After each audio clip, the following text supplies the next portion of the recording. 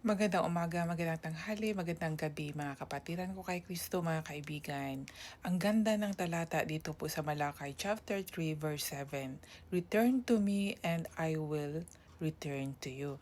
Ito po ay hindi lang sa pera kundi sa totoong pagbabalik loob po natin sa Panginoon Yung pag-repent po, ang dami pong talata na ang Panginoon, ang Diyos natin tumatawag at pinapabalik po tayo na magsisisi ng taos sa puso at totoong bumalik po sa Kanya dahil Siya po ay babalik sa atin.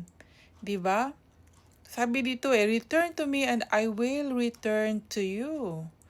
Mga kaibigan, napakagandang mensahe po nitong nasa Malakay chapter 3 verse 7.